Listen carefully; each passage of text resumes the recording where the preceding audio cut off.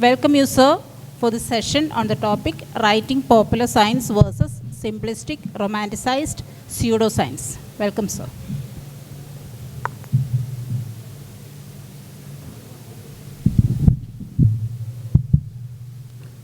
I'm very happy to be here and very happy that this session, in the inaugural session, Dr. Shivadas could speak to you. Being one of the most well-known and best science communicators in Malayalam, in Kerala.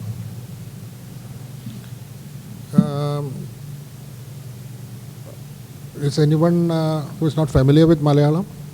So I can switch over in both languages. Okay. So this particular session, I've given some fancy title just to grab some interest. Essentially, what I will try to speak on is what science communication, popular science communication, popular science writing, what it should be and what it should rather not be. That is the subject of this talk essentially. Many years ago, 1st century BC, Cicero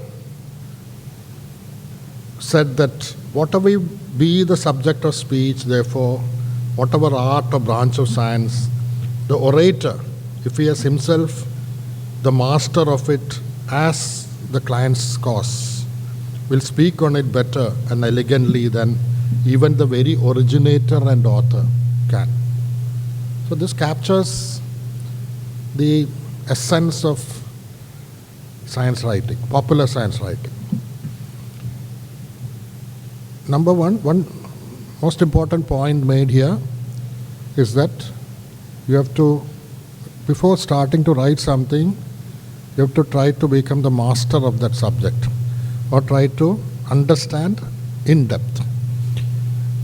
Frequently, science writing or what goes on for science writing here, particularly in magazines, etc., is just copying something in English and putting it in Malayalam without any originality and frequently without even understanding what it is.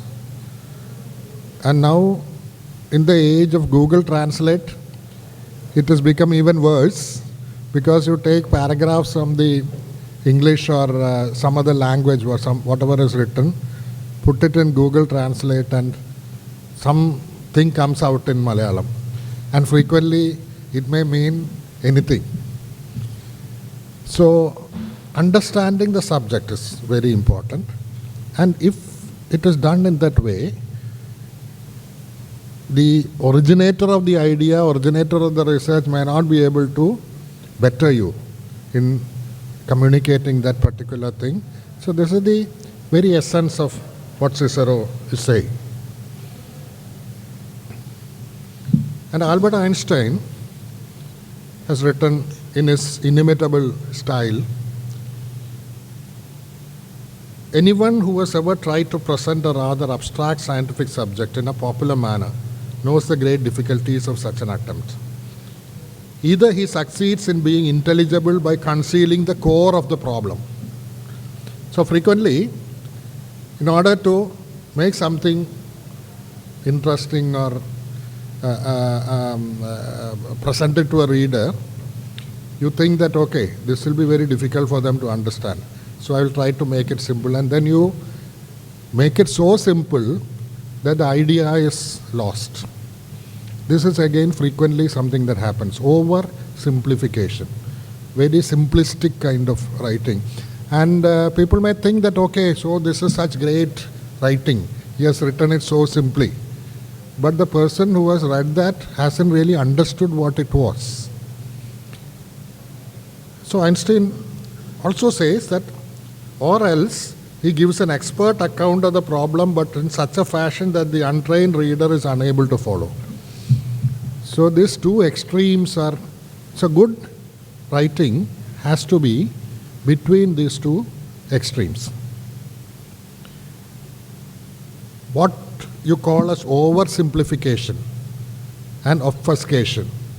Either you simplify it to such an extent that the meaning is not completely lost in the process, or make it so difficult that nobody can understand. And nowadays, though not so much in Einstein's days, something that is much more common now, especially in the age of rapid communications, internet and WhatsApp and Facebook and all kind of media, instant media, is bluff and make-believe. And this kind of bluffing also comes in the guise of science literature or popular science literature.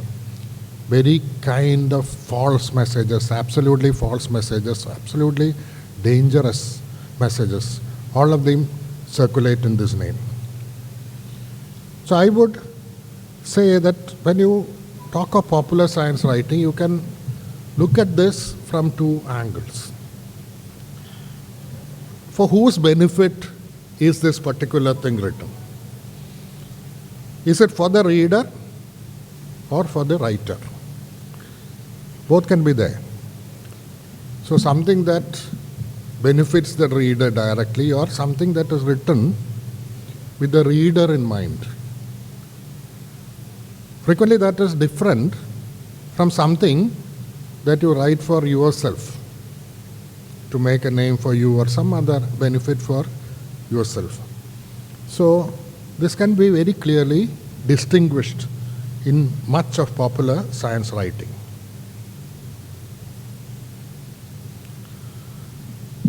Writing with the reader in mind, for the reader, for the benefit of the reader. It can be different types, at different levels you can write. One, of course, very important genre of science writing is those that try to evoke wonder and an interest in that subject.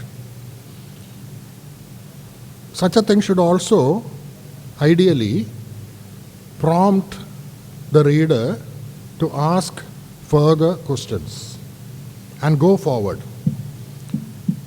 And hopefully, long term, it may even provoke further inquiry into that matter, and another researcher may spring up from your article originally, but later on, 10 years or 20 years later, when he publishes something in that subject, they may recall and say that, okay, I started on this path by reading that particular article.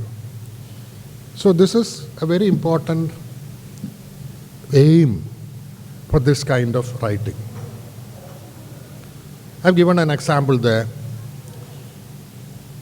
It's for children, addressed at children, and given a very catchy title, The Strangest Worm You Will Never See.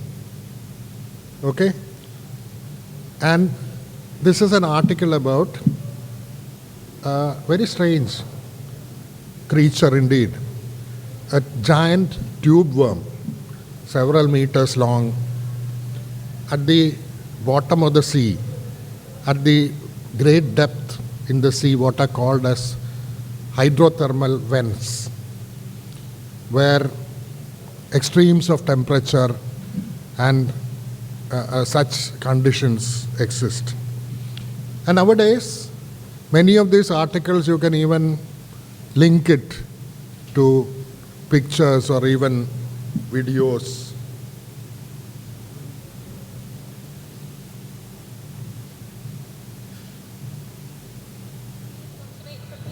Just to show the white part is at least these are worms. They're called giant tube worms. if you look at the Argus, Many feet long. You can see the little snippets. It has got a Tips. structure like this with blood flowing through it. What a shot. I'm going to sit down. His little cousin's coming out to say hi to you. Yeah, well, they're hanging out. Having a smoke. By zooming out. They got floating off the bottom. Well, they're the sort of, the signature critter. Yeah. So, okay, so this occurs the bottom of the sea at great depths near the so-called like volcanic ridges, these deep vents are like volcanic ridges where hot magma comes and mixes with the cold seawater. And it is one of the later things discovered by us, much later than even outer space. And the exploration of these deep sea vents, people were struck by the fact that this was, despite being such a hostile environment, it is so full of life, and various kinds of creatures, including this very strange kind of worms and very big mussels and clams and so many other organisms are seen in this. And the strange thing about this strangest worm, it's why another reason for strange is that it is strange is that it has no mouth or anus and it has no gut. So how is it that this worm is living at all? How is it getting energy? How is it alive? That is one question that arises from this. And this lady is Colleen Kavanagh. And she was the one who initially solved this problem. When people who had come from these explorations, they were presenting these pictures and asking about this worm. She suddenly had this idea and said that it must be having symbiotic bacteria. And then they discovered that it has actually an organ within the wall. This is a transcript of a talk given by Colleen Kavanagh. And it was found that these worms have an organ called the trophosome. And this trophosome is full of bacteria. And this bacteria they can take up hydrogen sulfide and use the sulfur and hydrogen sulfide as a source of energy. So it breaks up this hydrogen sulfide and uses that energy to produce carbon molecules, organic molecules, and this worm is taking up all these organic molecules. In the life that we know, life that we are familiar with, the primary producers of organic molecules are the plants and algae who do it by photosynthesis. And they build these carbon molecules, which others, like us, we all eat up that and for our energy. Alternatively, this is something completely different. This bacteria are using chemical energy. And this energy from the chemosymbiosis, it's called. So it's getting chemical energy, converting it to organic compounds, and symbiotic organisms. Many symbiotic organisms are living by this. So this kind of understanding of mechanisms, this particular article, deep sea tube worms get versatile inside help. What is this article about? This is an article about these worms and how it is dependent on bacteria and what is the metabolic processes within this bacteria, how it is synthesizing this. So you understand mechanisms by reading such articles. And how they discovered all this at all.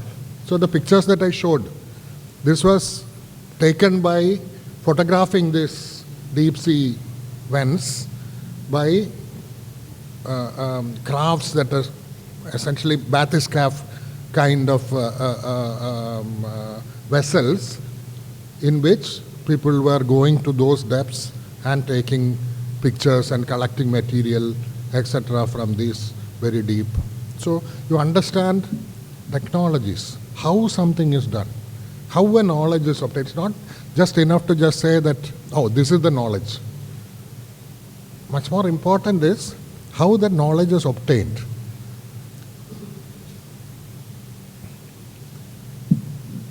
And this article, this is an article, A Muscle's Life Around Deep Sea Hydrothermal Vents.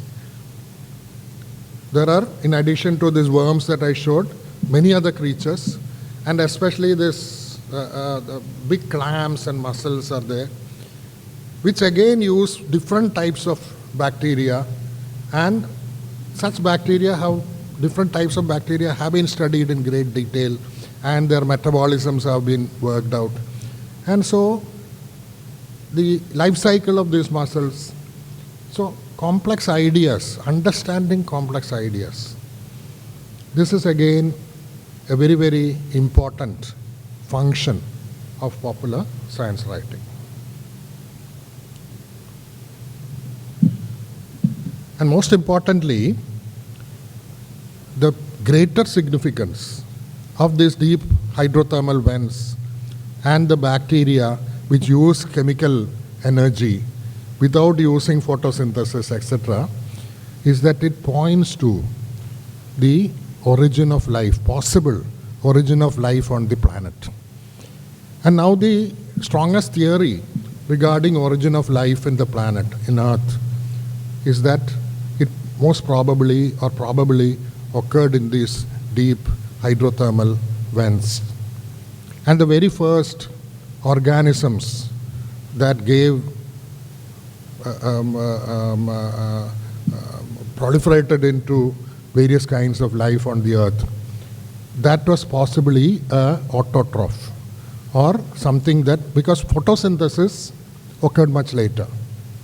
So even before photosynthesis, using this energy and chemical energy from the hydrothermal vents, the first cells are supposed to have originated. And even there's a name given for that, the last universal common ancestor, Luca. Incidentally, Luca is the name of the science magazine, that online science magazine that Kerala Shastra Sahitya Parishad is publishing online. And the editor of that magazine is also sitting there. Dr. Shaji is the editor of Luca. So, integrating ideas from different fields. So this idea of origin of life in the deep hydrothermal vents, this is integration of these ideas from multiple different fields, from biology, mineralogy, and because the first cells, how they were formed, and multiple, I won't go into all those details. So these kind of ideas. So even starting, so think of a child who starts with this original wonder about this worm that he is never going to see. He or she starts from that wonder and goes on to more and more complex ideas. And this is the real function of popular science writing.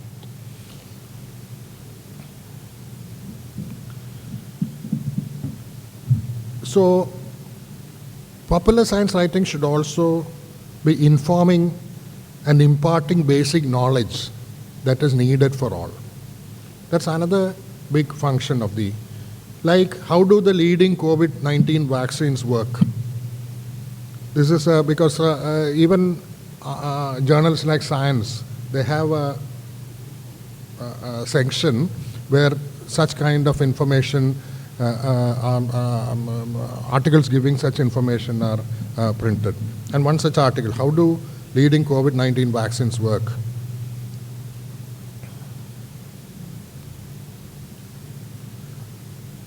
Much needed social messages related to science. Again, this is regarding vaccines. You know that there's so much of controversy being unnecessarily created regarding the safety and other things about COVID vaccination, when the real fact is very crystal clear that the number of people who had vaccination and the number of people who have not had vaccination. You just look at the death rate in the first group, death rate in the second group. It is several times higher in the group that is non-vaccinated. Severe disease, hospitalization, death rate, anything from 20 times to 100 times more in people who are non-vaccinated. So this, despite all this data, by just anecdotal thing, you say that I write an article in a magazine, I can go and hunt 5 or 6 different people who have been vaccinated, but yet they got COVID. So in order to show that vaccination is useless, it is of no use. So I will give their stories. So and so says this, and give some pictures and their difficulties that they had in the hospital and all. You can embellish it in any way that you want. And ultimately give the message that, okay, vaccines are not needed. That also may be called science writing. But unfortunately, this is the kind of writing that gives false messages. So it is important to distinguish between those that are real science and those that are false or bad science. Even that person is not saying anything wrong. Factual reporting. So many people have had vaccines, but they are getting COVID. That's factual. But see what happens. Or you can pick up stories of 1 or 2 children who have had polio or paralysis after taking polio vaccine. It's a very well-known thing. Flaccid paralysis after polio vaccine, vaccine-induced polio is very well known. But the number is actually 1 in several millions. It's something that can happen 1 in several millions. But you pick out that individual story and play it up, you can really argue that vaccines are bad. So this kind of thing is always happening. So this is what? This is again an article in Science. This message is basically a social message that no one is safe until we are all safe. No country should have people, unvaccinated people. This is what is happening in Africa. Omicron variant happened in Africa because many African countries at that time when Omicron arose, it was hardly 20% or 30% were vaccinated in many countries. Something that we could have prevented by getting the whole world to vaccinate. Unfortunately, that did not happen. The same thing is true in any population. Within that population, in order for everyone to be protected, you need at least 70 to 80% of people to be vaccinated. So that is why you say that no one is safe until we are all safe. So this is much needed social messages related to science are delivered by this.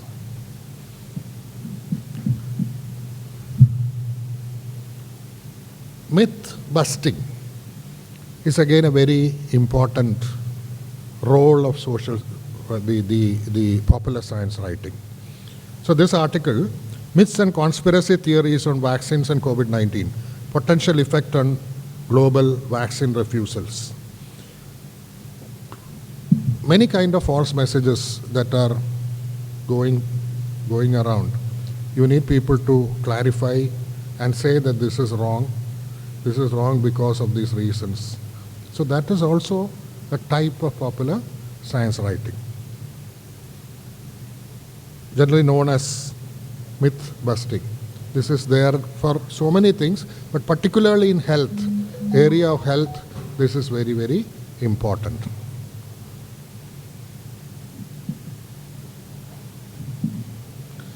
This many of you might remember just 2 or 3 years back, 2 years back, there was this many newspaper stories and articles regarding plastic eggs and how from China plastic eggs were being imported and how it is causing great health effects, impacting on health. ഹോട്ടലുകളിലെ വ്യാജ മുട്ട, Chinese മുട്ട നിങ്ങൾ ഇഞ്ചിഞ്ചായി കൊല്ലും, എങ്ങനെ തിരിച്ചറിയും? ഒരു ആർട്ടിക്കിളാണ്, something that came in at that time. Many popular newspapers, magazines had this kind of articles. And this is Luca. We published a article, Injinjai Kollano Chinese Mutta. It's a very long, detailed thing, looking at different aspects of it, why it is economically unfeasible, why it is technically not possible. All these are dealt with in detail. But this kind of things are sometimes needed to really dispel certain myths which are so it is easier for somebody to believe the first one. It's easier to believe because it is something strange, and you would always like to believe, strange things are happening, that kind of things. That is why there are so many people for conspiracy theories of all kinds. That is why there's such a support for conspiracy theories, because human mind prefers that kind of stories as long as they are very simple.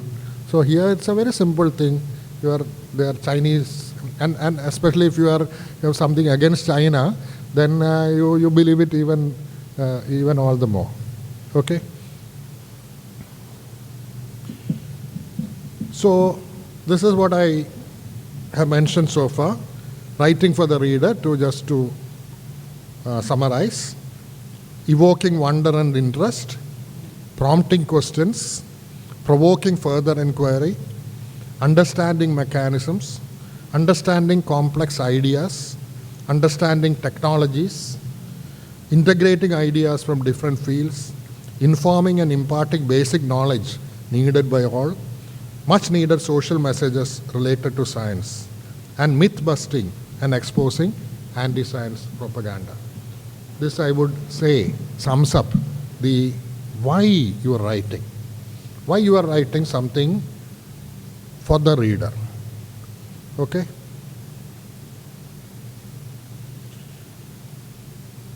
And another way of looking at this, so why do you write that? To inform, to entertain, and persuade. All these three things are important. But in a lot of science writing, the first thing is forgotten. If there's a human interest story, okay. So if there is this Colleen Kavanagh, I talked about Colleen Kavanagh, how this lady, there's actually a story behind that. She was an undergrad, postgrad student at that time when all these things came, and in a seminar, all the big guys were talking about this, and suddenly she raises the hand and says, okay, these are bacteria. So just imagine the shock of all the others, very senior faculty, they just kind of scoffed at her thing, But ultimately she was proven right, and you can build a story on that. You can build this human interest story based on Colleen Kavanagh, and it's perfectly good. But along with that story should also come the science. If that science part is gone, then it just becomes a human story and nothing more than that.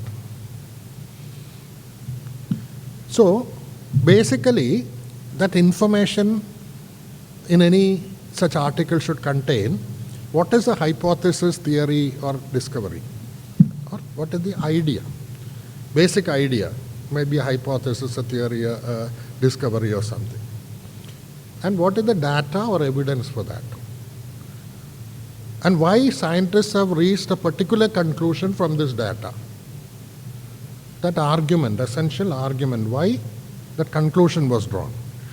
And also, sometimes, are there alternate ways of, because that is also possible, but it is less likely, or something like that. So, all this would give a comprehensive picture, or this is the real information which should be at the core of any such article.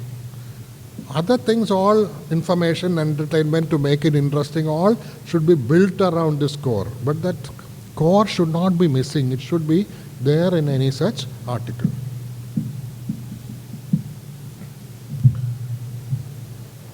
Just some of my favorite books. Pardon me, I'm heavily slanted towards biology because that is my field, and I know very little about other things. Your Inner Fish. It's a beautiful book written about various organs, what organs that we have and how it was in various animals and what is the evolution of these organs. How our hands, for example, and the fish's fins, how they are essentially the same, and how it is one evolved into fins and our hands. So things like that. Life Ascending is another very beautiful book in which the greatest revolutions or big changes in evolution, like discovery of photosynthesis. Not discovery of photosynthesis, how evolution came up with solutions to various problems. And one of the solutions that suddenly came up was photosynthesis. Endosymbiosis, how one cell colonized another cell and gave rise to mitochondria and chloroplasts and so on. So such very important things like consciousness, human consciousness, and many such complex ideas. These are discussed in this book by Nick Lane. Immortal Life of Henrietta Lacks is a beautiful book, compelling, beautiful book about a lady called Henrietta Lacks. And what is important about this lady is that she had cervical cancer, and she died of cervical cancer ultimately, and how her cells were used in tissue culture. And ultimately, Henrietta Lacks, these are the HeLa cells. HeLa cells which are so widely used in biology all over the world. So there are millions and millions and billions of her cells which are there all over the world in various laboratories. So this is the human story of Henrietta Lacks. It is a story of the biology of this cancer. It is a story of the commercialization of technologies. It is a story of exploitation and many, many things built into one single book. Mismeasure of Man, another very favorite book of mine. It's about basically about the so-called pseudoscientific, I'll talk about that again later, theories of human inequality, and how many of such studies, Stephen Jay Gould, one of the greatest popular science authors, he dissects each study one by one to show that how these were all hollow and false. Some of my favorite authors, Carl Sagan, all of you know about Carl Sagan, Cosmos. I'm sure that many of you would have heard the TV version of Cosmos, seen the TV version of Cosmos. Stephen Jay Gould, another prolific author in biology. Stephen Weinberg, the physicist of whose famous First 3 Minutes is a famous book. And even the so-called non-scientists. Attenborough, of course, not non-scientist, but not a scientist who had grounding in science. David Attenborough, his books and video shows are so popular. Bill Bryson's book on science is one of the most widely read books on science. And he is not a scientist and not even a major in any science subject. So it's not necessary that you should be a PhD to write something or a scientist to write something. Both professional scientists as well as the others can write. Either way, you should prepare well on the subject. Now with this, I'll come to what we call as bad science. One is simplistic science. Simplistic, I would call a simplistic science not containing information, frequently metaphorical. use of lots of metaphors will be there, the science thing, it is like this, and you give some example, which may be trivial basically, not helping you to understand the real scientific processes. And such books really do not contribute much to understanding. Though it may evoke an initial interest, but not understanding. If you want to really pursue something further, you need to have a basic understanding, which may not be there with simplistic kind of writing. Romanticized emphasis on personalities and events and less of science. The book on Henrietta Lacks could very well be called romantic, provided it did not contain science. But that book also contains the real science. Through her life story, the scientific advances are also mentioned all along. So it wouldn't fall into that category. Then you have what is called pseudoscience. Pseudosciences are false narratives claiming to be science. That is the hallmark. They say that, okay, this is science, and use all kinds of mumbo jumbo and scientific using terminologies, but it's not science. So that is pseudoscience. And then there is propagandist, false narratives with ulterior motives. Particularly they would have a motive, and it would be false. The last two are dangerous. First, of course, is simplistic science. It's not harmful, though it may not really serve that purpose. Even romanticized science, it's certainly not harmful.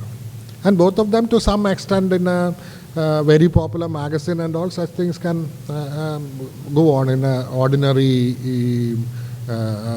magazine and all.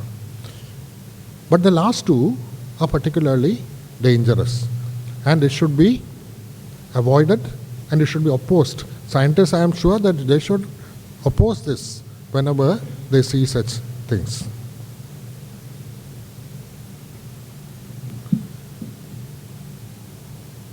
Seven ways to identify pseudoscience. There are many, 8 ways, 10 ways. There are many.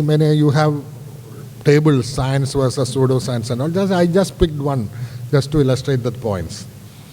One, it contains all kinds of scientific sounding words, but without having real meaning. And it will talk of various kinds of energy, and positive energy, negative energy. These are the kind of things that usually you find, positive energy, negative energy. Substantial reliance on anecdotes. So instead of really a hypothesis and evidence to back or refute that hypothesis, this would basically be anecdotal. Stories of various people, what such people say.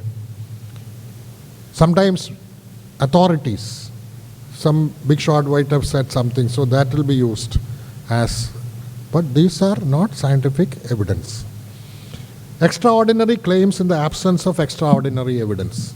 So if you make an extraordinary claim, it is said that you should have extraordinary evidence, but no evidence will be there. Claims which cannot be proven false.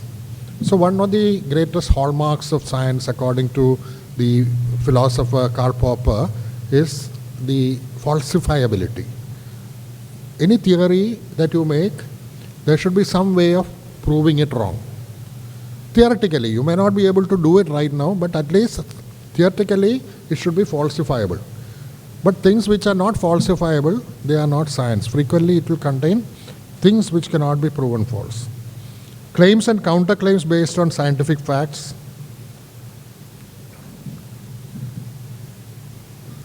It will be completely counter to established scientific fact. The dilution principle in homeopathy, for example. So you dilute something to such an extent that not even a single molecule would be left back in the fluid, and yet you claim that all kinds of diseases can be cured by that. So this goes completely counter to known physical laws and that science has discovered. absence of adequate peer review, and claims that are repeated despite being refuted. All these are ways of pseudoscience. Like, these are some of the books. Brain gym exercises. If you look at any of these books regarding various exercises for the brain, so they will give such and so they'll describe all kinds of things and then explain by saying that doing this exercise will stimulate the parietal lobe or cerebellum or amygdala or some other part of the brain. So you will say, oh, okay, they know something because they're talking about the hypothalamus and amygdala and all that. So they must be knowing something. But it is absolute nonsense, basically. So it is couched in such a way that it may sound very scientific, and many of there's so many kids being given all these kinds of exercises, but absolutely no evidence. Absolutely no evidence till date that it works. And you can find scores of books about this brain exercises, brain gymnastics, mental gymnastics kind of thing.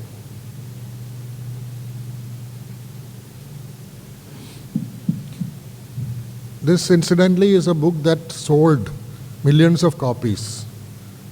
Why animals don't get heart attacks, but people do. Okay, all animals do not get heart attacks, but many animals actually die much before the equivalent human age.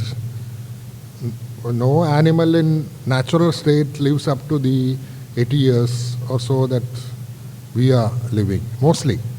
There are exceptions, of course. So you can't, this is not something that can be compared. But more than that, he goes from something that is right in some ways, and from that it goes to say that we are all getting heart attacks because we don't eat enough vitamin C. And eating vitamin C is the solution. And he later on even propagated that vitamin C would cure AIDS in Africa. And it created a lot of furor at that time. But this is a high-selling book. Everybody thinks that he is a great scientist. And there are lots of people who go after these books. But it has all the hallmarks of pseudoscience that I described earlier. The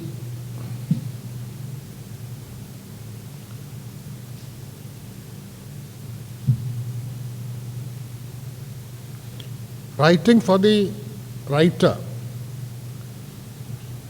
What may be the things that drive such writing? One is, of course, personal name or fame. It's something that you would like to be known. So you write something outlandish, and provided there are enough people to read it and support you, then you become famous. Monetary gain may be the single most important thing, A lot of this pseudoscience, you will find that there is some industry or something behind this to drive this. And, of course, the dangerous one is agenda-driven. Some kinds of ulterior motives and agendas.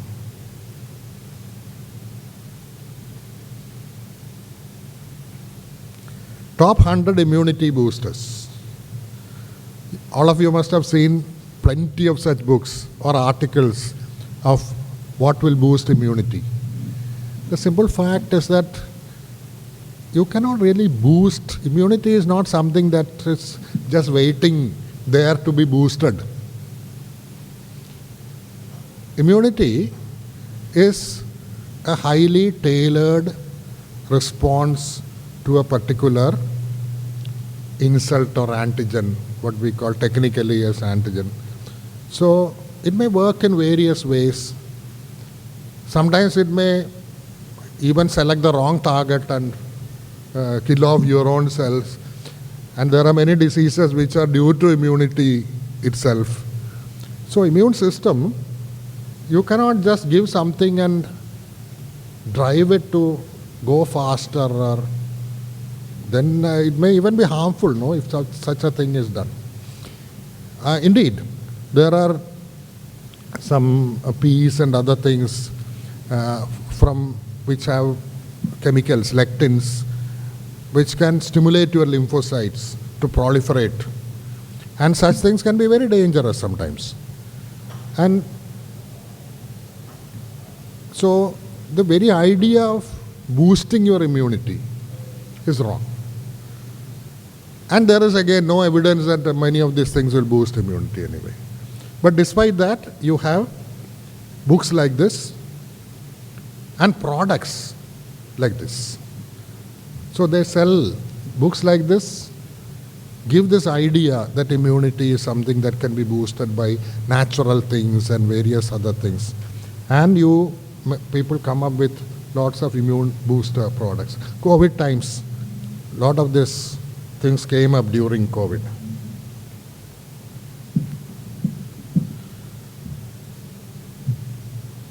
So obviously that one is monetary gain is there at the back of that. There are authors like Erich von Däniken, Chariots of the Gods. His theories are that aliens from other planets came and settled, and he gives various evidence for that, in various form. One of the evidence, Däniken's evidence, was the Iron Stupa in Delhi, near Qutub Minar. You have this Iron Stupa, and he said that this is aliens, because it is not rusting and so on.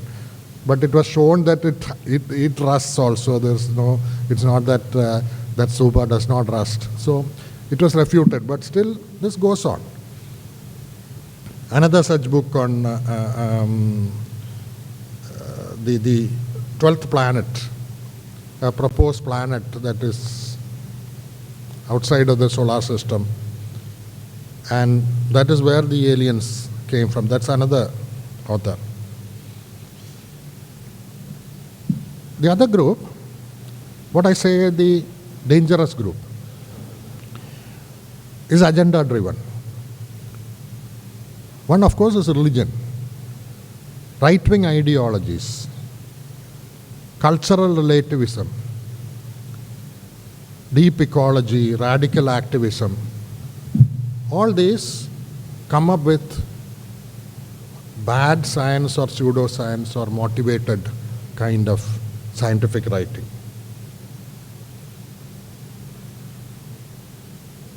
Two very big selling books. One is Signature in the Cell, DNA. So it's all about DNA. And DNA, within this DNA there is supposed to be evidence of a intelligent design, that there is some higher authority which is actually designing this DNA. And this could not have happened by evolution. This is the whole argument. Of course, this has been debated, big kind of debate has gone on, and scientists in various parts of the world have taken part in this in a very big way. And because they thought that even though it was silly, many of the things were actually very silly, but particularly in America, this was being pushed in a big way, even to be taught in schools. And they were asking for the religious fundamentalists and right-wing groups were asking that wherever evolution is taught in a classroom, equal time has to be given for teaching intelligent design, or what this nonsense that is written in this book. So the American Association for Advancement of Science and the scientists associated with that, and the Nobel laureates and science teachers, all of them actually came together to fight this, both in courts and outside. And as of now, it is not accepted, but still This is a very strong movement. Atlas of Creation is a book by a person called Adnan Oktar or Harun Yahya in Turkey. Very, very, very glossy kind of big book with all pictures showing all kinds of animals that are present there and some earlier ones, and essentially arguing that no evolution has taken place or no change has taken place. So again, copies were distributed all over the world by religious fundamentalist groups in a very organized effort, basically. So this kind of things are very real, always there, and it is probably the duty of scientists everywhere to actually confront these ideas and to defeat these ideas. Talking of right-wing ideologies generally maintain that inequalities are there by nature. And because people are unequal, there is no real point in trying to correct it. So no point in affirmative action for African American people, or no point in reservation for various castes in India. So this kind of argument has been very sophisticatedly published in several books, and one such book is The Bell Curve. The Bell Curve, Intelligence and Class Structure in American Life. How essentially it argues that class structure is there because of intelligence. So poor people are less intelligent, rich people are more intelligent, simple. And the book is trying to basically prove that. Troublesome Inheritance, another book by Nicholas Wade. Genes, Race and Human History. How the black people, African Americans in particular, in USA, they are less intelligent, and that is why they have low IQ scores and so on.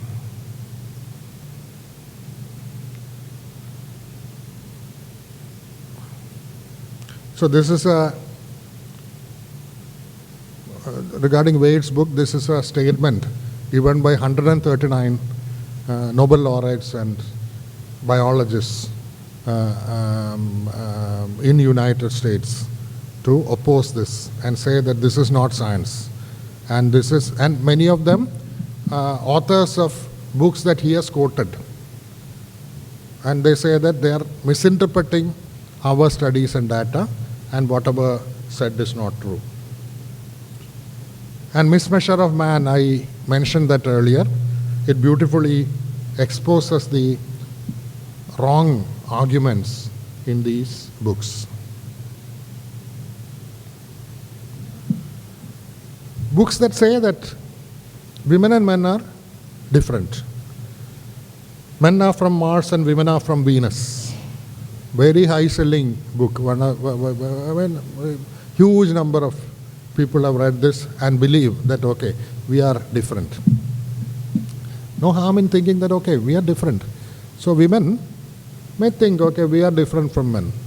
But ultimately, when you say that the brains are different, the blue brain and pink brain, it also implies that gendered brain, the women are very good at certain things, men are good at certain things. So women are very good for caring, so let them become nurses. They are good in language, let them become primary teachers. Men are good in spatial, temporal organization, so let them become space scientists. So you reserve certain things for men. Men are more aggressive, so let them become company directors. I don't know why that is so, because company directors are supposed to be very aggressive in the boardroom. So this kind of social, occupational division is also behind this. But most of the things that they say is wrong. It is okay, we would have considered that and said that, okay, if it is so, then unfortunately in this world we need equality, so let us reverse some of these things. We could have still taken that position. But the arguments given are wrong. The data presented is wrong. And this is beautifully brought out in a book by Gina Rippon called The Gendered Brain. The Gendered Brain. It's a beautiful book.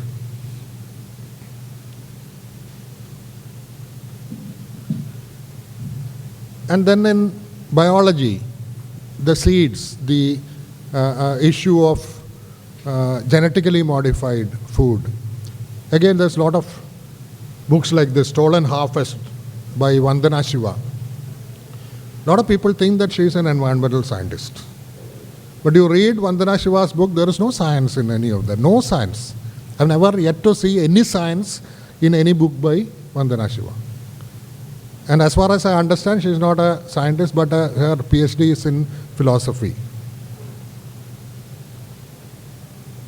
And there's a book countering that seeds of science by a person who was an erstwhile anti-GMO activist who exposes many of the untruths peddled by the anti-genetically modified food lobby. Generally against this kind of, any kind of research, stem cell research or any kind of biology, most kinds of biology research now.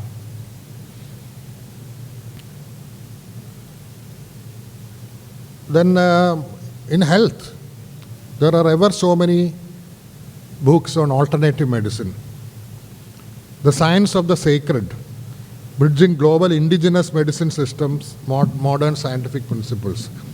So these are supported by a lot of the so-called cultural relativism, the postmodernist streams of philosophy. There are many kinds of postmodernist streams. One is cultural relativism. That different, nobody has the exclusive right to truth. So science cannot claim the right to truth. That is their argument. Any other knowledge, indigenous knowledge or religious knowledge, all these have equal validity. So if we accept that, then it is anything goes kind of philosophy, then science loses its primacy, which is wrong. Because if you look at science, science is built up brick by brick, and each discovery depends on the earlier discovery, and so it is a progressive kind of knowledge. And it is this progressive kind of knowledge that has given rise to this world that you see all over us. Whereas all others are static. They never produce anything further, anything to go forward to. So it cannot be equated. But cultural relativism essentially does that. So books like Science of the Sacred, Vibrational Medicine, Handbook of Subtle Energy Therapies. By various vibrations you can cure. Virtually, if you really go and read these books, there's no disease that they will claim not to cure. But it sells.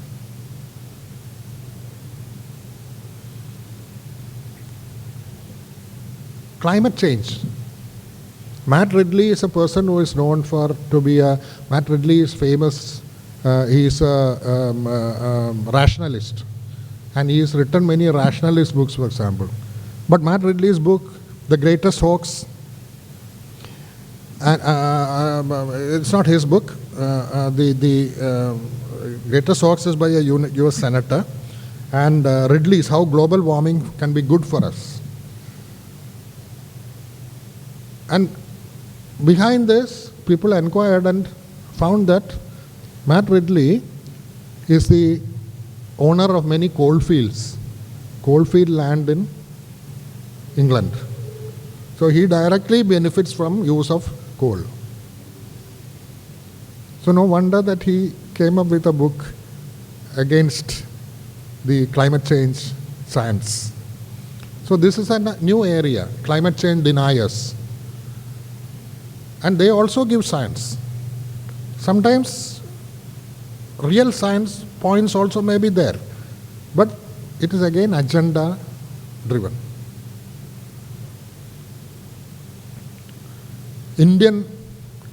Among Indians, Aryan invasion being a myth, that is a new kind of thing, The Aryan invasion theory, a subterfuge, a scientific look. You read that, there will be no science. Most of it is based on other kind of evidence, the Puranas and other kind of things, the word play. So this name of a place and name of a thing and this word originates, things like that.